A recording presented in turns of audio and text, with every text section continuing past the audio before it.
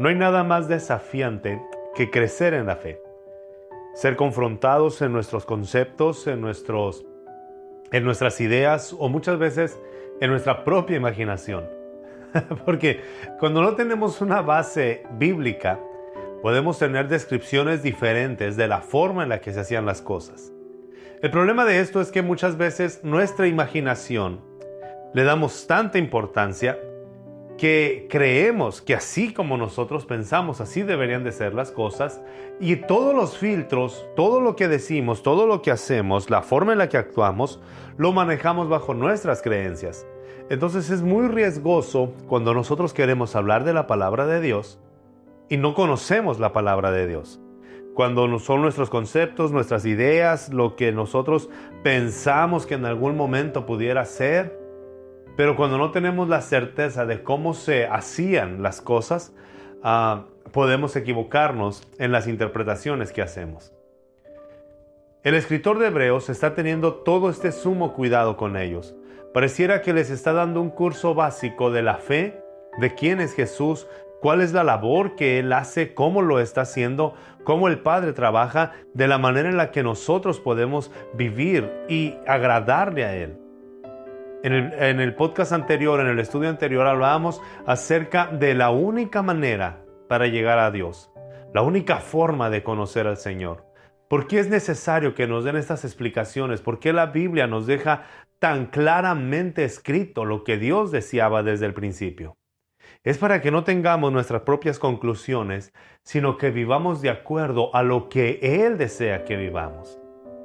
Esto es lo que tú y yo necesitamos. Es por eso que estamos estudiando la palabra, estamos creciendo juntos a través del estudio de la palabra. Entonces te invito a que leamos juntos el capítulo 9 de Hebreos, del versículo 1 al versículo 5. Hebreos capítulo 9, versículo 1 al versículo 5 es lo que vamos a estar estudiando, o lo que estamos estudiando en este podcast, en este video. Es lo que estamos estudiando en este momento. Así que te invitaría a que leas, por favor, estos 5 versículos, y si puedes hacerlo, hazlo. Pon un momento en pausa este estudio y después de leer puedes seguir adelante. Ahora lo puedes leer después, no hay ningún problema, pero esto es en lo que nos estamos basando. Hebreos capítulo 9, del versículo 1 al versículo 5.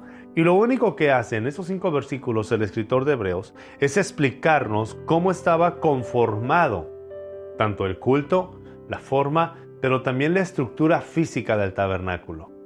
Cómo era la manera en la cual ellos estaban conociendo y de qué forma estaba diseñado. Dice: ahora bien, incluso el primer pacto tenía reglas para el culto y el santuario terrenal. En efecto, el tabernáculo estaba dispuesto así, de esta manera. En la primera parte, llamada el lugar santo, estaban el candelabro, la mesa y los panes de la proposición. Tras el segundo velo, estaba la parte del tabernáculo llamado el lugar santísimo, el cual tenía un incensario de oro y el arca del pacto, totalmente recubierta de oro. Y en el arca había una urna de oro que contenía el maná, la vara de Aarón que reverdeció y las tablas del pacto. Yo creo que al igual que yo, tú has visto muchas películas y has escuchado leyendas y hemos visto programas y documentales acerca del arca del pacto. Creyendo que hay misterios, creyendo que Dios habita dentro del arca, considerando que hay la fuente de la eterna juventud, que hay el secreto para la vida eterna, ser millonarios, en fin, hay tantas leyendas que giran en torno a el arca. Hay tantas leyendas que giran en torno a esto que Dios mandó hacer con Moisés, porque Moisés lo hizo porque Dios se lo pidió. Pero aquí el escritor de Hebreos, nosotros tenemos que darnos cuenta que la Biblia no maneja este misterio. La Biblia nos dice, según la carta de los Hebreos, que el arca contenía en ese momento el maná, la vara de Aarón que reverdeció y las tablas del pacto. Todo esto que está hablando el escritor de Hebreos, la forma en la que él lo está diciendo es una forma muy por encima, es una forma muy clara, o es una forma no tan explícita. Si tú quieres conocer más detalles de esto, pues puedes leer el libro de Éxodo, el libro de Levítico. En esos libros el Señor le da las instrucciones a Moisés de cómo quería que fuera y viene detalladamente cómo fue hecha el arca, cómo era la mesa de la proposición o los panes de la proposición, cómo se podían mantener las lámparas con el aceite, el perfume, las cortinas, el color de las cortinas, el color de las mesas, todo. O sea, el Señor le dio a Moisés detalladamente todo lo que él quería. A veces pensamos nosotros que Dios habla tanto en enigmas y que nos va a hablar como en adivinanzas y nos va a decir, te voy a decir esto más o menos entendible y tú descubre lo que quieras. No. Siempre que Dios habla, Dios nos va a hablar de una manera clara, de una forma concisa, de una forma en la cual va a traer paz a nuestro corazón y no confusión. Cuando Dios habla en nuestra vida, siempre va a hablar de una manera clara. Va a traer paz y no confusión.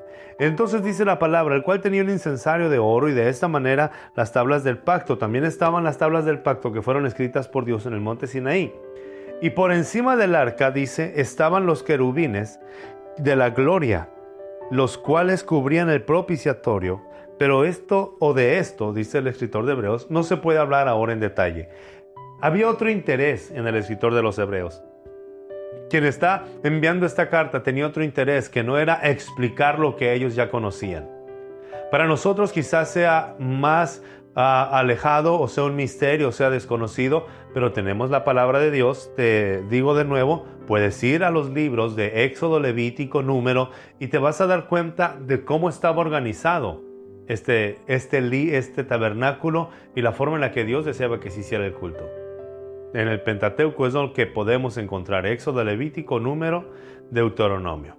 No hablo del libro de Génesis porque en el libro de Génesis no vienen las instrucciones de este tabernáculo, pero a partir del libro de Éxodo hasta Deuteronomio puedes encontrar la forma y la manera en la cual Dios diseñó y dio ese diseño a Moisés. Entonces, pero el escritor de Hebreos no tiene la finalidad en esta carta de hablar de estos detalles. Por eso él dice, pero en esto no se puede hablar ahora en detalle, no es el momento, hay otras cosas que nos competen. Y creo que a lo que está relacionando, lo que vamos a ver en unos estudios más adelante, lo que está relacionando el escritor de Hebreos es cómo nuestra fe, cómo nuestra vida, cómo lo que nosotros somos representa una adoración a Dios.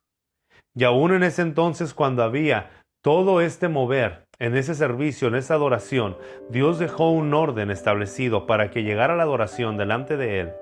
Cómo los sacerdotes podían ministrar al pueblo, cómo los sacerdotes llegaban delante de Él. Adán y Eva conocieron que Dios era santo.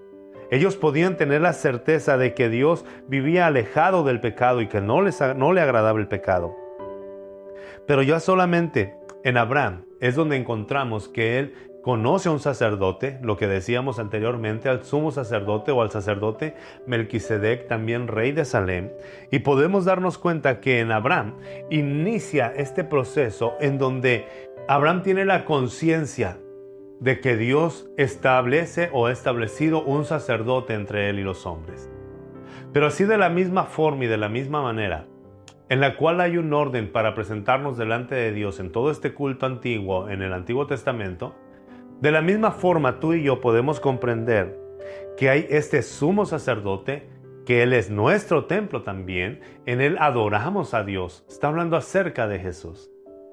Creo que no era la finalidad del escritor de Hebreos hablar en detalle de todas las cosas que había en el tabernáculo. El detalle era llevar a su pueblo a comprender que de la misma forma en la que hay un sacerdote para ministrar al pueblo y ministrar a Dios, así Jesús está presente en este hermoso pacto y eterno. Tú eres parte de la comunidad de Dios. Él te ama. Él tiene planes contigo.